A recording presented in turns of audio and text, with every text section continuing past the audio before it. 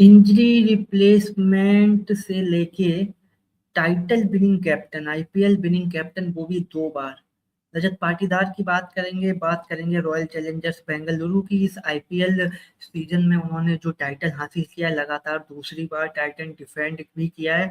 और जो हमारे सामने आंकड़े भी निकल कर आते हैं कि अगर आप बात करते हैं दोस्तों, तो सीएसके और मुंबई इंडियंस के बाद जो है तीसरी नंबर की टीम बन गई है जिसने आईपीएल का टाइटल जो है डिफेंड किया है, लगातार 2 बार ट्रॉफी जीती है। और बहुत बड़ा रोल रहा मू बोबेट, जो इनके डायरेक्टर हैं, क्रिकेट डायरेक्टर, और साथ में एंडी फ्लावर कोच हैं रॉयल चैलेंजर्स बेंगलुरु के। और ये कहानी जो बदली है दोस्तों 2024 के बाद से, और जिस तरह से टीम का माहौल बदला है, ये सब पे बात करेंगे। और बात थोड़ा सा माहौल बना के हम लोग इसलिए भी आए हैं क्योंकि अगर आप रॉयल चैलेंजर्स बेंगलुरु के फैन हैं तो जरूर इस वीडियो को पूरा देखिएगा। और वैसे तो देखो टाइम हो चुका है आईपीएल खत्म हुए, बट बड़ी बड़ी लीग्स के हमारे वीडियोज पड़े हुए थे चैंपियंस के, तो मैंने सोचा कि क्यों ना आईपीएल जीती है तो इस पर भी बात की जाए और थोड़ा सा डिटेल से रॉयल चैलेंजर्स बेंगलुरु की भी बात हो। और होना भी लाजमी है, जिस तरह से क्रिकेट खेली है ये सीजन। जो कहानी दोस्तों शुरू हुई थी रजत पाटीदार की, एक कप्तान के तौर पे, याद होगा आपको। ये आप फोटो देखिए मेरे साइड में, ये उस टाइम का फोटो है जब आईपीएल में ऑक्शन के दौरान रजत पाटीदार रहे थे अनसोल्ड। और जब रजत पाटीदार अनसोल्ड रहे थे तो शायद उस समय किसी ने सोचा नहीं होगा कि ये खिलाड़ी कहां से कहां पहुंच जाएगा। 20 लाख का बेस प्राइस था, बेस प्राइस पे भी किसी ने इनको उठाया नहीं था। उसे एक सीजन पहले आरसीबी में खेले थे, इतने मौके मिले नहीं थे। फिर उसके बाद ऑक्शन में गए, किसी टीम ने पिक नहीं किया। फिर उसके बाद जैसा कि सब लोगों को पता है, इन्होंने पूरा मन बना लिया था अपनी शादी का। और बट उसके बाद जो कहानी चेंज हुई है रॉयल चैलेंजर्स बेंगलुरु के लिए, रजत पाटीदार के लिए, 2022 में इंजरी रिप्लेसमेंट के तौर पर साइन किया जाता है। टीम में आते हैं आरसीबी की, और लवनीत सिसोदिया की जगह पर इनको जो है साइन किया गया।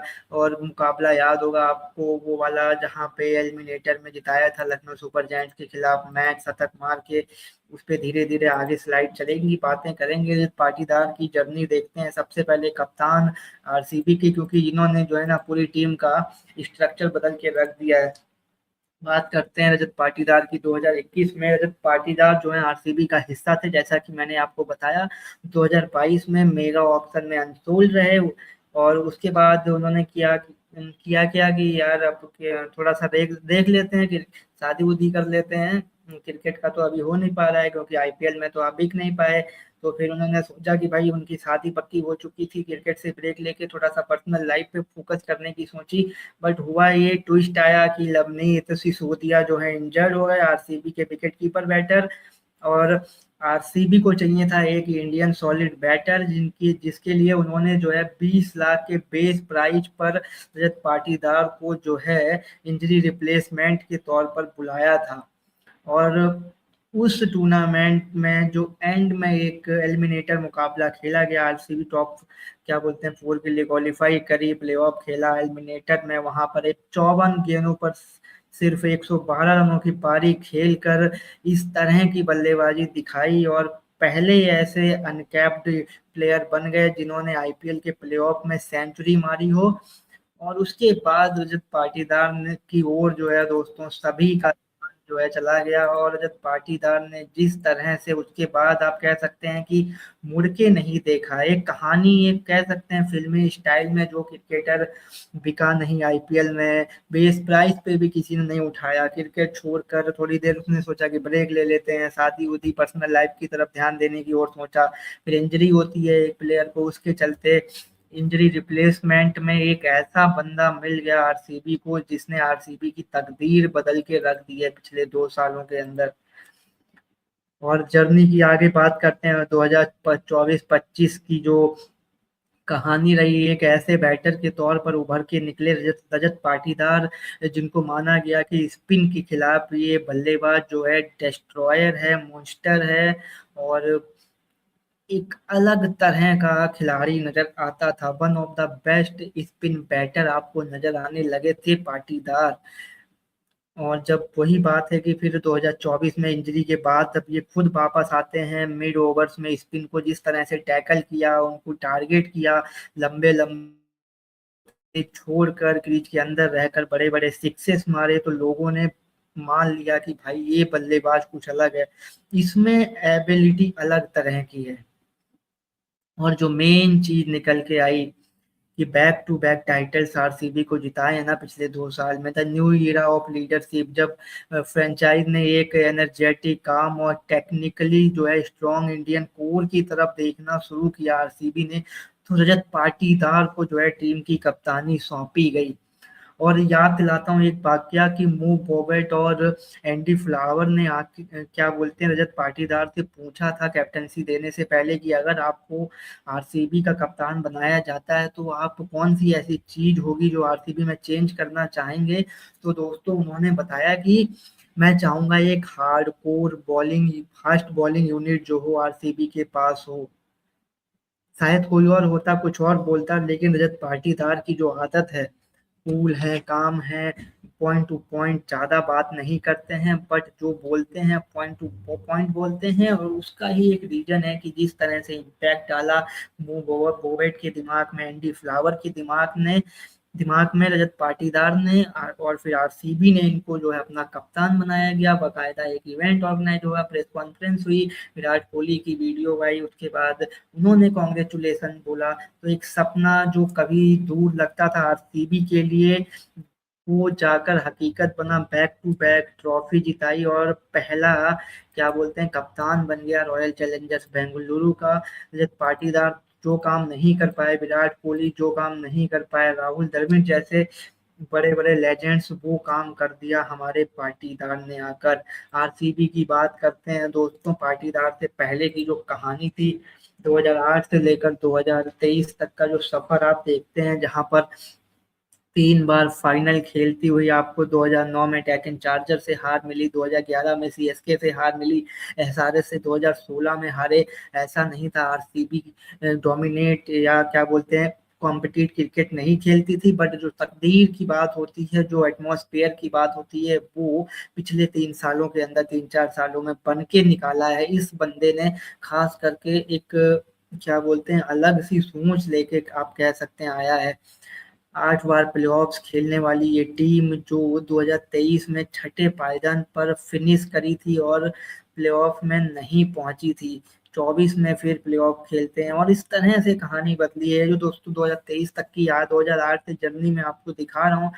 ये दिखाने का सीधा मकसद है कि 15 साल का इंतजार, 3 आईपीएल फाइनल्स खेले, पहली क्या कहते हैं उसे तकलीफ भी उठाई, क्योंकि आप प्लेऑफ जीत कर को क्या बोलते हैं प्लेऑफ जीत कर आप फाइनल तक पहुंच जाते हैं, बट जीत नहीं पाते, रनर अप रहते हैं।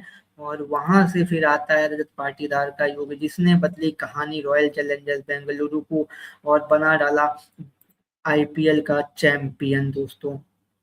और जब बात करते हैं आरसीबी की जो कहानी असल में बदली है ना, उसके पीछे लेडी लक की भी बात दोस्तों बहुत सारे लोग करते हैं।